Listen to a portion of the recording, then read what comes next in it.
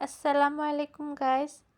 আজকে আপনাদের মাঝে শেয়ার করব খেসারি রান্নার রেসিপি। একদম আমি যেভাবে রান্না করি সেম ওভাবে।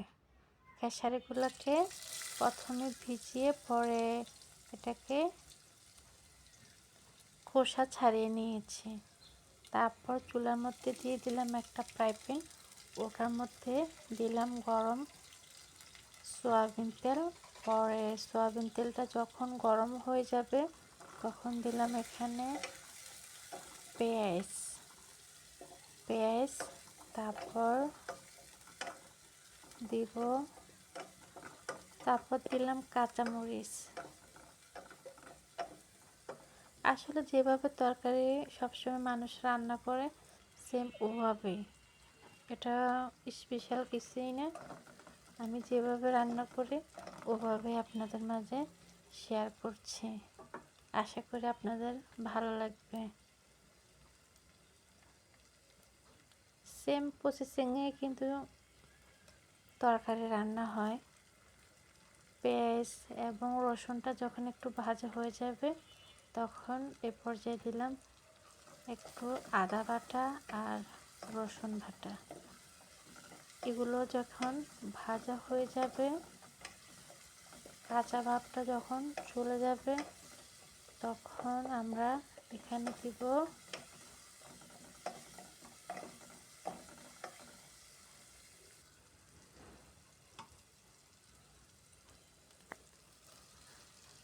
টমেটো কুচি। কাঁচা ভাবটা একটু ভেজে নিলাম, ভাজার পর এখানে দিলাম টমেটো। শীতকালীন মানেই হচ্ছে পুরো তরকারির রাজা।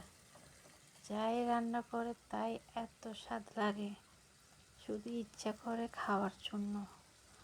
শীত হচ্ছে আল্লাহর রহমতের এত রহমত। শীতকালে যেমন ওয়েদার ঠান্ডা, তেমন তরকারিও সব কিছুই সস্তার ভিতরে পাওয়া যায়। খেতেও কিন্তু অনেক মজা, যা রান্না করে তাই মজা। তারপর এগুলোর মধ্যে সবগুলোর মধ্যে দিলাম হলুদ, মরিচ, লবণ। আর আপনারা যদি ঝাল বেশি খান একটু ঝাল বাড়িয়ে দেবেন, আর কম খাইলে কমাই দেবেন। আমি খেসারির সাথে অবশ্যই শালগমটাও ব্যবহার করব। শালগমটাকে আমি কেটে একটু সিদ্ধ করে রেখেছিলাম। আমার শালগমটা অনেকটা নরম হয়ে গেছে। আর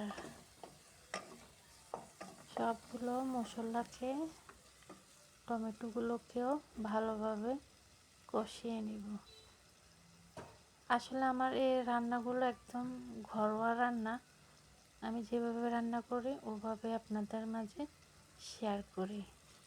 যারা একদম নতুন, কিছুই পারেন না, তাদের অবশ্যই একটু হলে উপকারে আসবে। শালগমের সাথে শালগমটাকেও মশলার সাথে ভালোভাবে কষাবো। আসলে তরকারির মজাই হচ্ছে কষানো। মশলা যত কষাবেন, তরকারি এগুলাকে যত ভালোভাবে কষাবেন ততই মজা।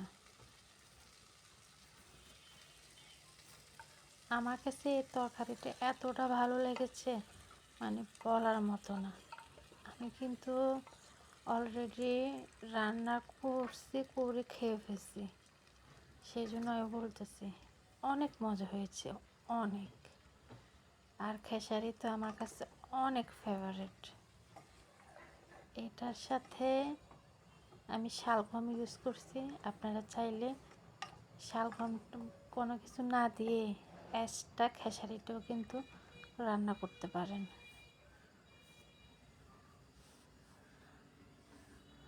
সবগুলোকে কষিয়ে ফেলবো, বেশি এখানে পানি দেব না, পরিমাণ মতো পানি দেব। আমি কিন্তু মশলা অলরেডি কষিয়ে ফেলছি, সেই জন্য এক এক করে সবগুলোকেও কষিয়ে নিব ঢাকনা দিয়ে। পরে যখন কষানো হয়ে যাবে। আমি এখানে রুই মাছ দিয়েছি। রুই মাছটা আপনাদেরকে দেখাতে পারিনি, আমি ভুলে গেছি। রুই মাছটা দিয়েছিলাম, আস্ত কয়েকটা পিস রুই মাছ দিয়েছিলাম। পরে যখন রান্নাটা অলরেডি হয়ে যাবে, এ পর্যায়ে পরিবেশনের জন্য কাঁচামরিচ, ধনিয়া পাতা এবং কিছু দিয়ে দিলাম জিরা, টালা জিরা। টালা জিরাটা উপর দিয়ে 5-10 মিনিট ঢাকনা দিয়ে রেখে দিব।